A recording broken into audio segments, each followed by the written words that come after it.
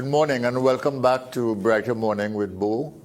I am Bo Tiwari and we're so glad to have you. The numbers here are 609-6283 if you wish to call, or 609-6284. Anything that is on your mind, we will give you the freedom to say, as long as it is not destructive. Okay, you are free to express your thoughts. And secondly, if you ask a question, I will try to answer. As long as I know the answer, I will give you the answer. Thank you very much. 609-6283. There's a call. The guest is on? All right, okay. This morning, our second guest is Dr. Vincent Cooper of the Faculty of Engineering at the University of the West Indies. And we are going to talk to Dr. Cooper, find out what his expertise is, find out what the problems are related to his expertise in Trinidad and Tobago, and try to see if we could not come up with some solutions for some of those problems. Okay? So let us join Dr. Cooper now and talk with him. Dr. Cooper, good morning. Good to see you. Good morning, and I hope you're hearing me clearly. I'm hearing you clearly. Lift the volume for Dr. Cooper, please. Yes. I haven't seen you for a long time. I have seen you recently writing in the newspapers, though, and addressing some of the issues in the society. First of all, tell me, what is your domain of expertise and what it is you do at the university and what kind of problems you look at in Trinidad and Tobago and the region? Okay, so good morning, and again, thanks for giving me the opportunity to appear on your program. You're welcome. Thank you. Okay, my training is in, I guess we'll call it applied hydrology. Yes. Which, of course, involves flooding. Yes. And it's really about the engineering aspect of hydrology. Hydrology, you know, is a science in itself, a new science, and I perhaps would want to make that point because there is still a lot to be developed. A lot of theories need to be more rigorously proved. But it's been around for some time now, and I think we have a pretty good idea of, you know, how rainfall eventually produces runoff. So I did my studies maybe about 20 years ago. I finished my formal studies, and I've been at the university since that time. My area of expertise is in flooding and environmental engineering. Okay. That's my formal training, but I have in fact been focusing more on flooding and, of course, as it relates to the Caribbean, but specifically in Trinidad and Tobago. Trinidad and Tobago. Okay, well, thank you very much. This is an important area. First of all, I would ask you, I mean, as you yourself know, as an engineer, as a scientist, I mean, if you want to try and find a solution for something, you have to identify the problem precisely and clearly. If you don't have a handle on the problem, if you don't define the problem properly, it is very difficult to find an effective solution. So talk to the audience that is listening to you and watching you. Talk to the audience that is listening to you and watching you, and tell them what is the problem of flooding in Trinidad and Tobago. That is to say, not to describe what the flooding problem is, but why it is we have a flooding problem in Trinidad and Tobago, and secondly, why it's getting worse. Okay. Right. So you're correct. What we do see is a manifestation of something, right? The water in the places that we don't want it suggests that there's something wrong. I think, of course, it's not a problem that has simply appeared. It has been around for a long, long time. That's correct. I always made the point, maybe about 10 years ago, when it was very, very popular to blame any flooding that we had had on climate change or, act of God, because, this is too much of an event that we can't simply design our infrastructure for. But I think that was, in fact, a way of evading what really was the issue. And the issue really is perhaps founded on the way in which we have developed our lands. All right, the country has proceeded developing in a somewhat haphazard way. We have not really been appreciating the cause effect of rainfall and runoff and the eventual runoff. And I'm talking specifically about one, the fact that we are living on the floodplains. There is a large percentage of our population that is located there. And nature has a way of, saying, this is the space I want. But we have encroached on nature and we are there. Then as we move away from the floodplains and, in most places in Trinidad, we start going uphill. We have not been managing how we develop upstream on the slopes very carefully. We have not been mindful of the fact that, what we do once we replace pervious areas with impervious areas, houses and roofs and car parks and so on, we are in fact increasing the amount of water getting into our streams and getting to the floodplains. All right? So we have an increase in susceptibility of persons who were already on the floodplains. So that was 10 years ago, and we didn't do anything then, all right? But we continued blaming the problem on something that was bigger than us, and therefore we made no attempt to start addressing it properly. Now, I think it is more and more obvious that the rainfalls that we are getting are significantly greater than what we were experiencing before, and it's not going to get any better. All right? So we have, we have set up ourselves by the way in which we have developed our lands, and now we have this increased rainfall, which would just make things worse. So that is really the crux of the problem. We are, I would say, in a little bit of a vice. We have to start moving quickly.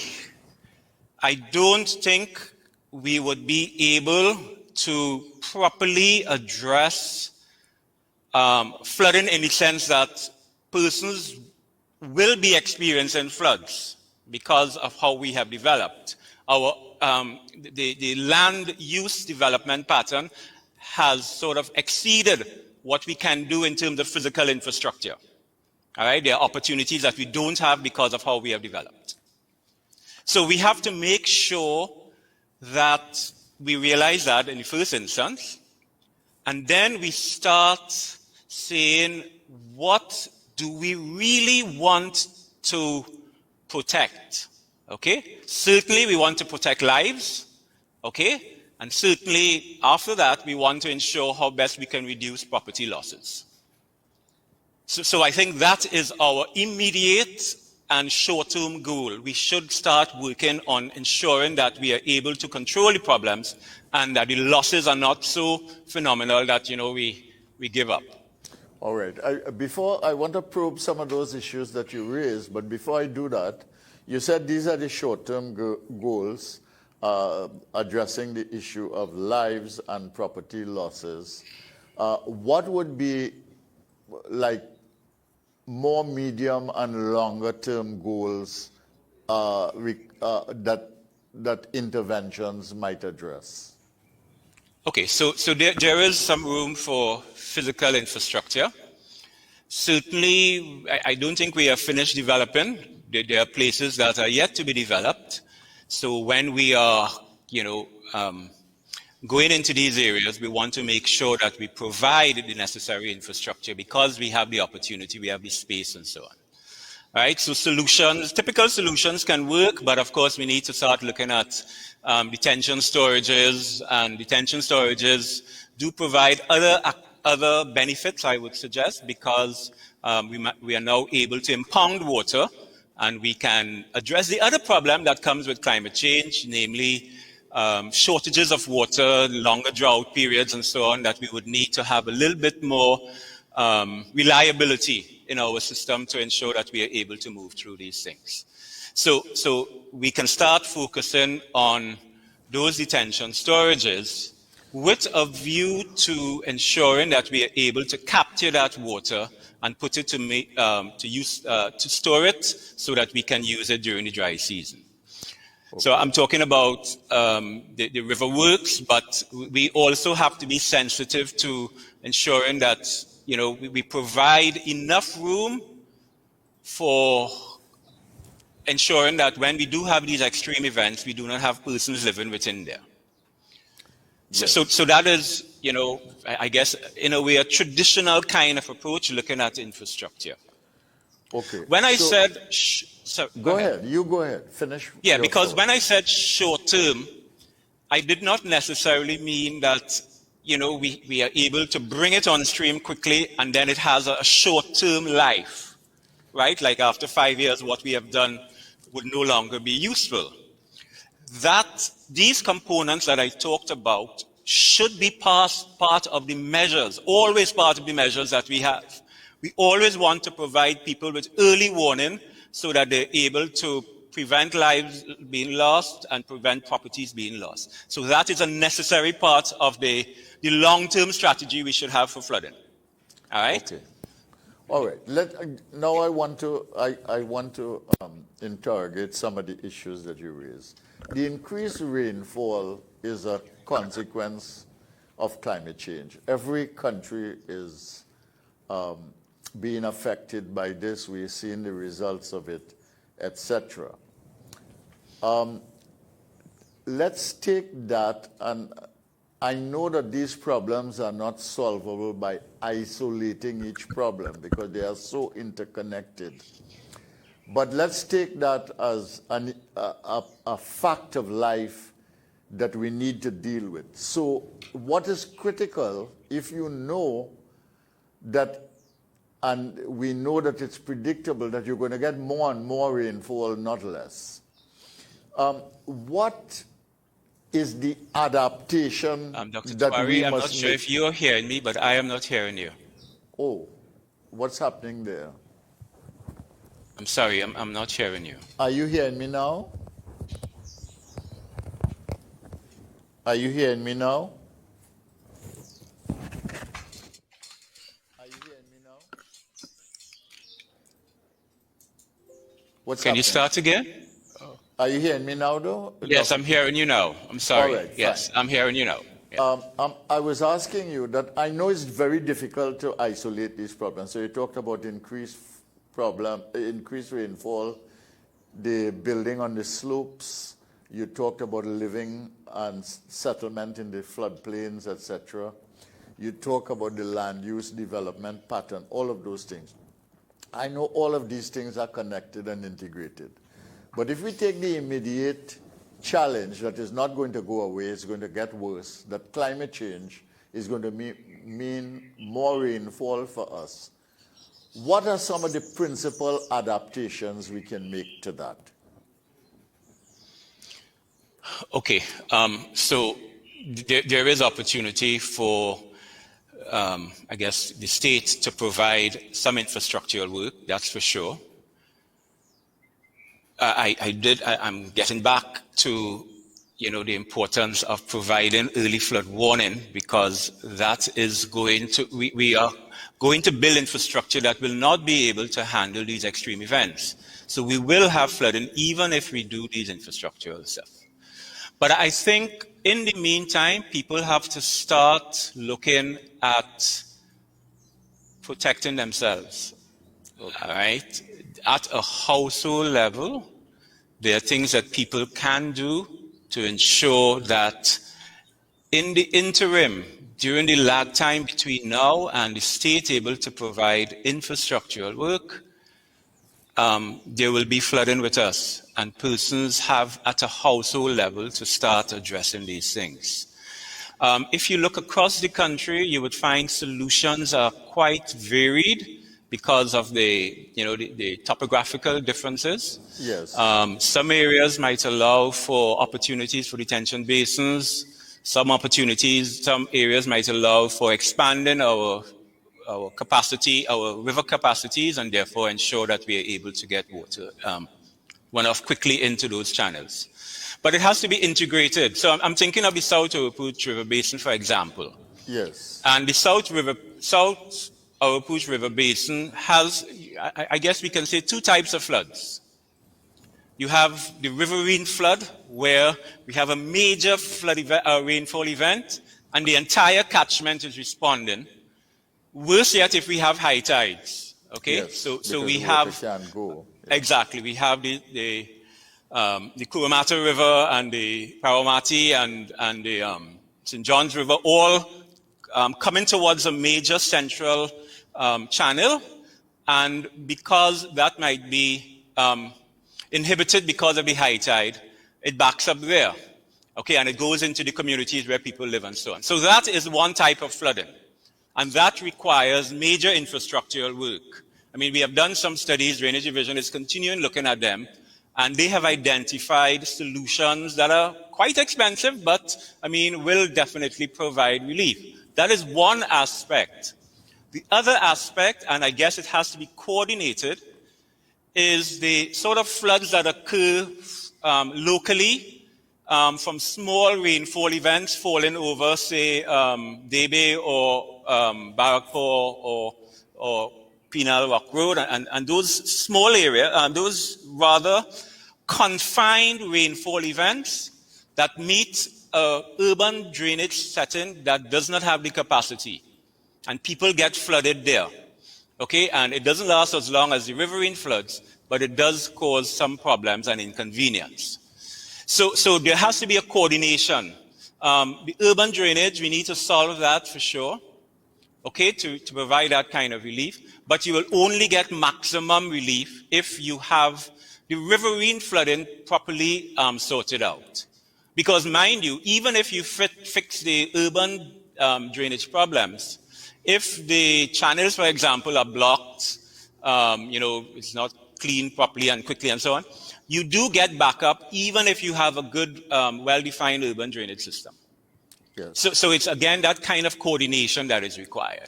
My plan for the South Oropouche River, sorry, go ahead. Go ahead. No, please. So my plan for the South Oropouche River Basin has to involve all of the measures that are normally required. All right, so we have these infrastructural work. I just lost your voice. What's happening there?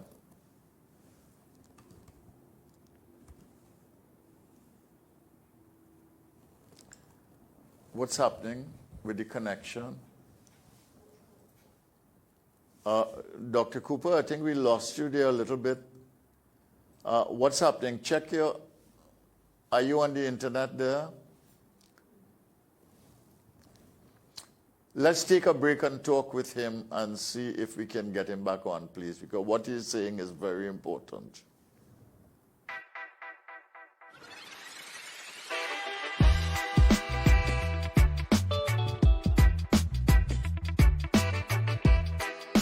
I am your host, D-R-A-M-A, accent to the last A, Drama. Yeah, your last words to Rebel. Your last recall words to Rebel. Like today. You want to go to space? Boy, in space already. It never outdated, future legend. Emerged on the scene in 2007. Always sat up and rhythm, yeah, with Polly for them. Welcome to Lifetime Solutions, where you can trust your roof to us. Our services include custom fabrication, steel framing, roofing installation, on-site roll forming, roofing maintenance and services. Call 223-ROOF or 223-7663 for a quote today or visit our website www.lifetimesolutionstt.com. Lifetime Solutions. You can trust your roof to us. Call 223-ROOF or 223-7663 for a quote today, or visit our website www.lifetimesolutionstt.com. Your house is more than just a home. It's the new normal. It's your place of work, your kids' school, and even your gym. It's where you and your family spend most of your time. With over 43 years in the building service industry, let Magic Mist Services Limited take care of your home cleaning and maintenance needs. From ceiling to floor, interior and exterior, allowing you to focus on what matters most to you. Give us a call. Magic Mist Services Limited, your total facilities management solutions provider.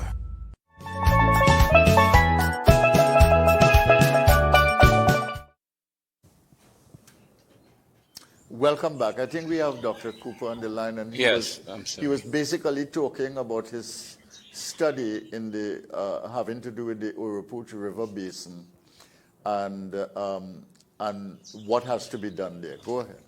Right. Yes. So I'm glad to be back.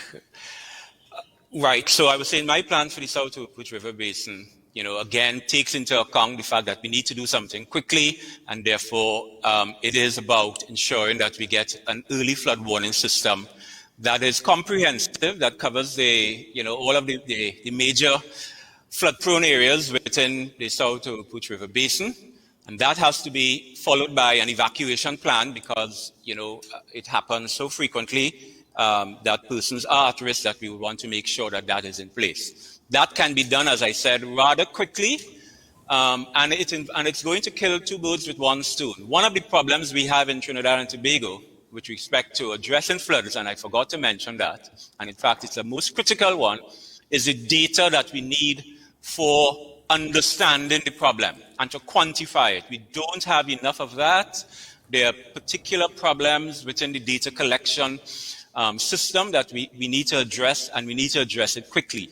And we also need to share the data to the general public, to the engineers, so that they are able to work on the problem simultaneously.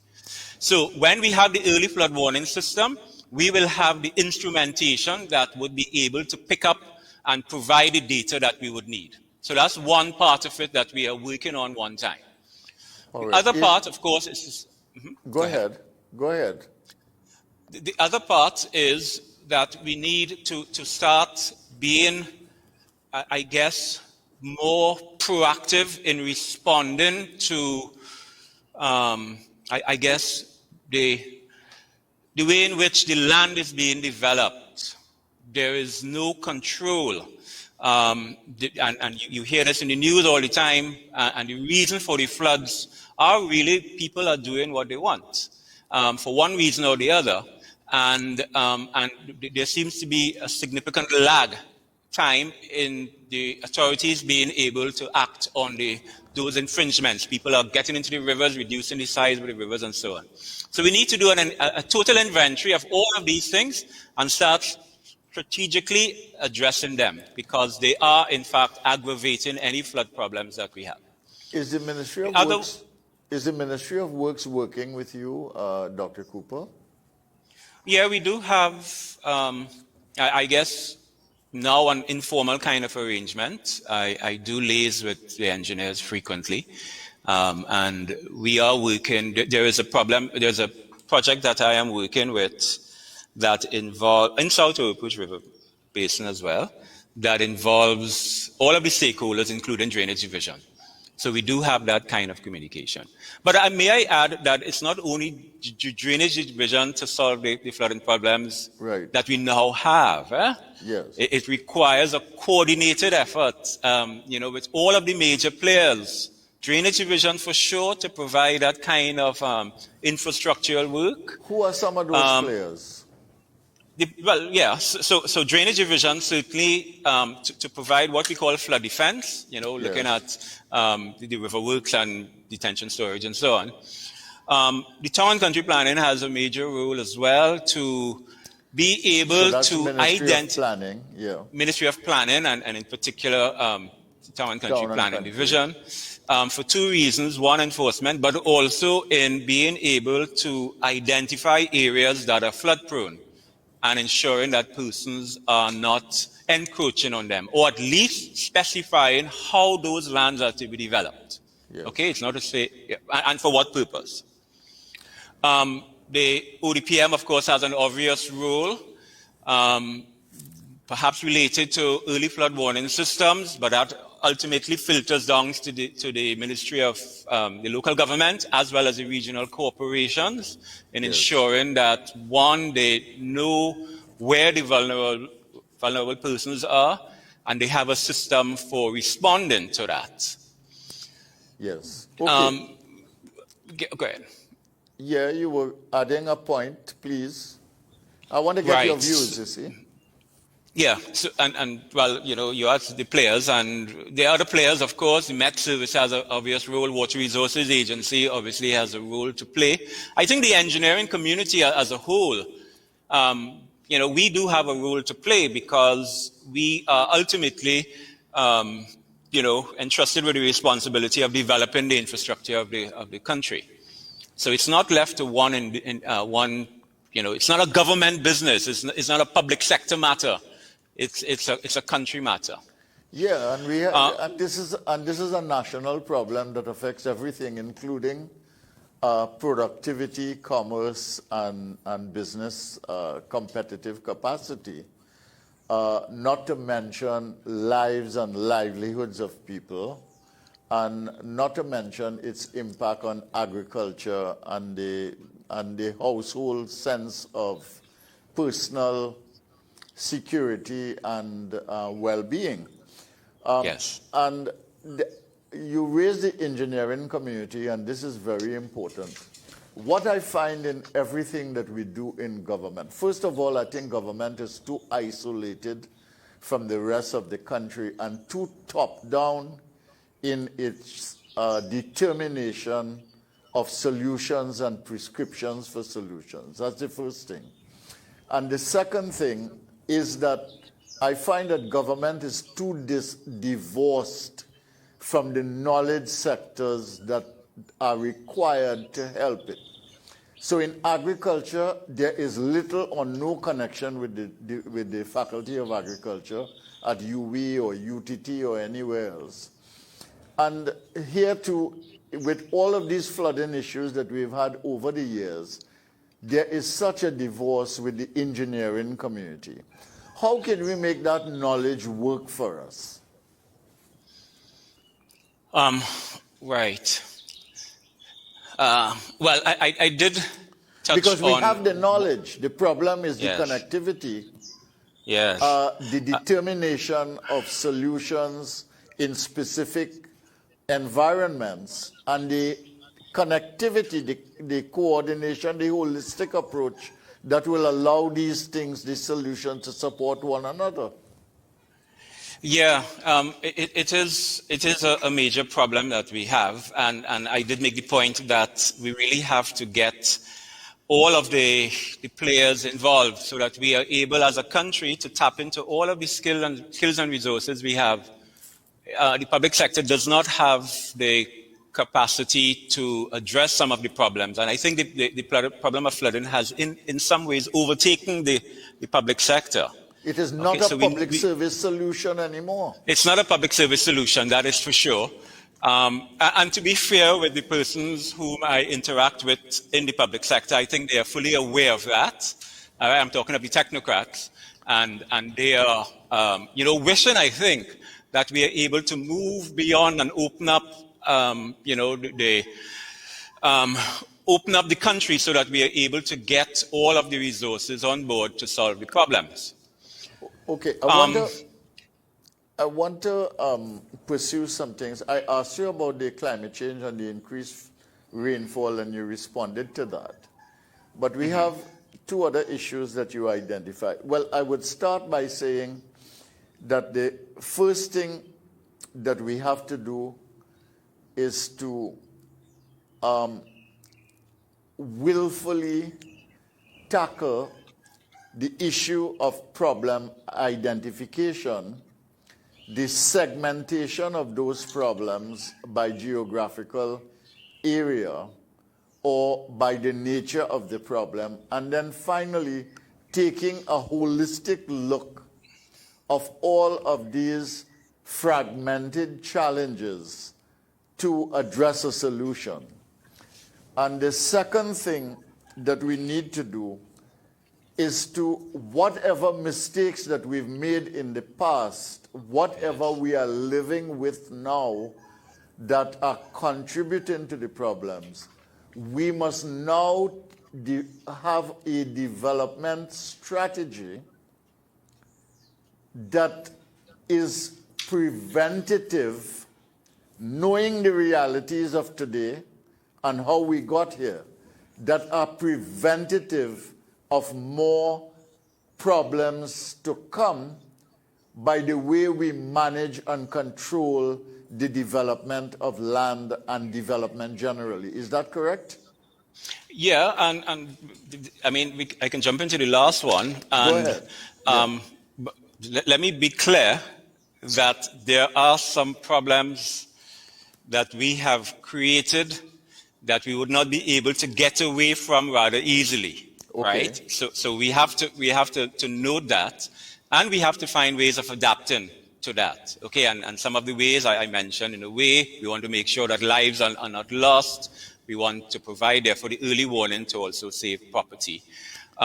We want, of course, to do whatever infrastructural improvement we can to ensure that we do not have, greater floods than we really can handle. But moving forward, I agree with you. We have to know how to do things. But it starts, and I don't want to keep knocking on the issue of data, but if we don't have the data, we are unable to manage the problems properly because we are not able to measure it. So we have to start doing that data collection and sharing that data, and develop our systems so that we are essentially developing, in a way that prevents any future development from being subject to that kind of flooding. So, for example, if we are able to define our floodplains well, and that comes with data again, then we would ensure that, say, we would allow development of parks and recreational areas or things that would not be seriously affected in the event that they flood. Housing and persons occupying the floodplain, would not be allowed on. They would be on the fringes and further away from the floodplain. So in other words, we are allowing, as they say, space for water to pass. Yes. Okay, and there are opportunities for us to do that still. So as going forward, these are some of the things we do. But we also have to be mindful of how we have done our developments in the past and the fact that climate change would mean more extreme rainfall events, and we have to ensure that we are able to cope with that. Okay, so we have to manage the future with a knowledge that climate change is going to exacerbate every challenge that we have. That's the first thing. We've got to manage the present with a strategy of infrastructure development and mitigation to protect lives and property and to address the issue of conservation and not exacerbating the problem. And we've got to manage the present with an understanding of the legacy of the past and those things that we can do something about in terms of adaptation and adjustment, and those things that we just have to manage and live with. Is that correct? Yes, that's correct. That's correct. Okay. May I just say one thing, and it's rather important because you talked of the fragmentation, and there is this almost growing necessity to start looking at approaches that are integrated. So there is this integrated water resources management strategies that we have been talking a lot about it in Trinidad, but we have not really started moving towards, implementing that, developing our policies with the integrated management of water resources in mind. That is going to provide, a major movement forward in terms of being able to address floods. Because, I made a point, for example, that part of the tools that infrastructural solutions will have would be storage of water, all right? So there needs to be that integration between solving the flooding problems, the Drainage Division and the other agencies involved in that, and Dealing other with agencies. Drought. Exactly. Dealing with drought, dealing with irrigation, things like that. So Exactly. we have smarter systems. Right, yes. So it's the integration of the approach, and therefore it means integrating all of the agencies involved in addressing these problems. Let us deal with the topography for a minute. You talked about building on the slopes, and we know the reality of increasing rainfall, okay? Now, should we have mining of quarries, etc., on the hills of Trinidad and Tobago?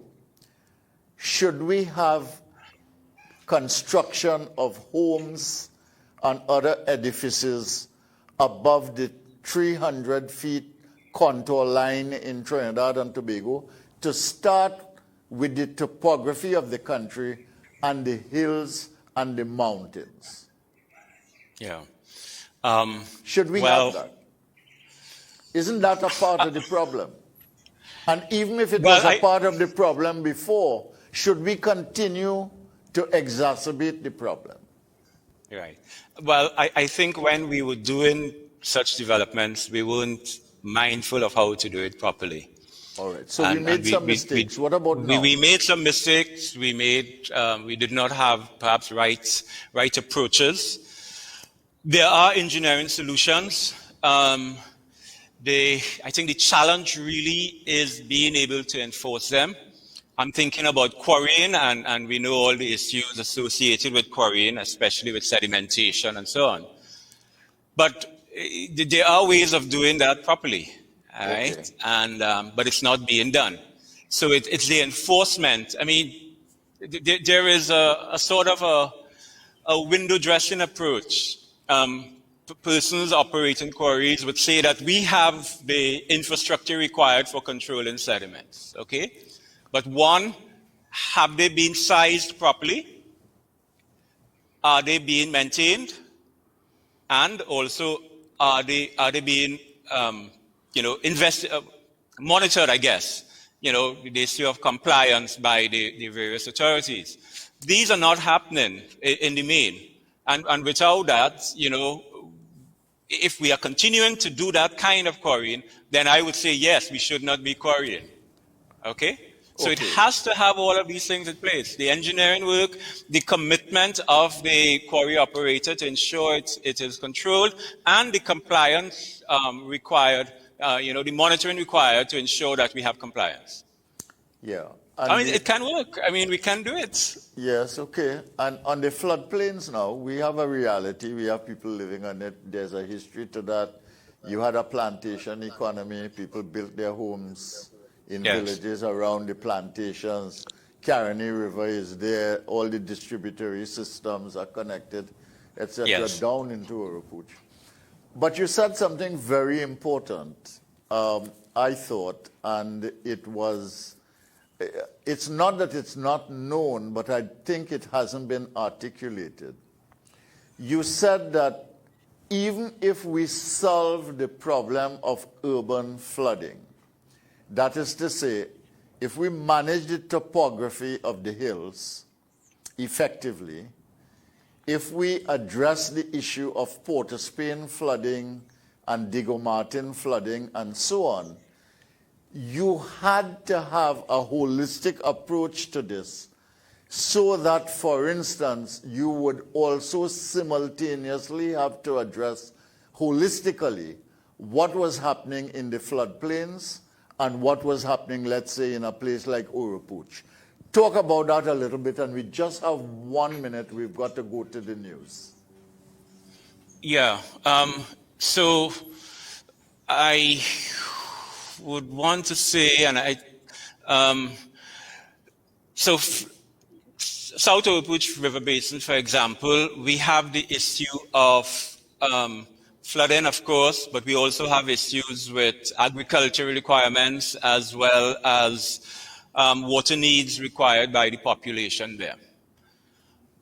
We have excess water during the wet season.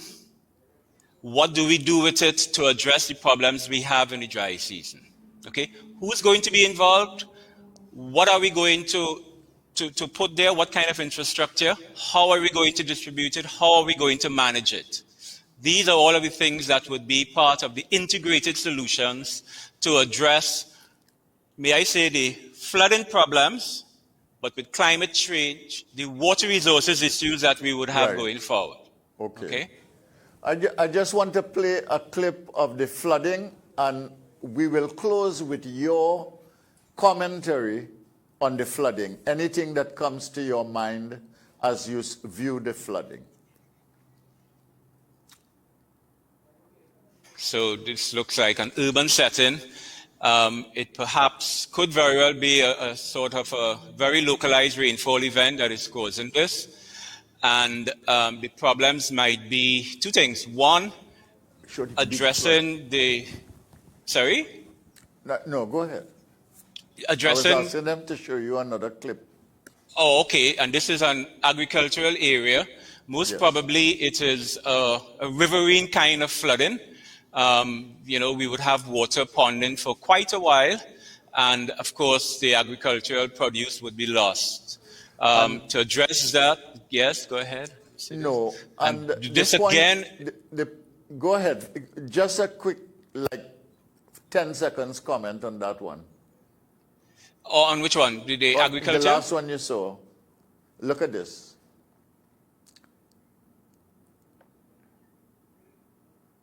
I think this might be quite difficult to solve. We perhaps will be able to mitigate it by providing some kind of storage. But I think ultimately we are looking at saving lives and protecting property. So an early flood warning system is what we perhaps would be looking to ensure that our population is safe. Okay. Dr. Cooper, I want to thank you very, very much for being here this morning. I think this interaction that we've had has been very significant in terms of information and knowledge to the population, and in terms of insights of what the problems are and what the solutions might be. I want to close on the positive note that there are solutions to all of these problems, and that we have to have an integrated planning approach, and we have to have a holistic developmental approach to be able to solve these problems. Because at the end of the day, the solution of the problems will determine the quality of life we have and the extent to which our economy is productive and competitive. Thank you very much for being with me this morning. I may invite you again and we can continue the discussion. I want to thank you very much for your input. Thanks, and I look forward to being back on your show. Thanks. Thank you. This is Brighter Morning with Bo. I am Bo Tiwari. Thank you for watching. Thank you for listening. And we move on now to Chanel Al-Siran and the news at 8.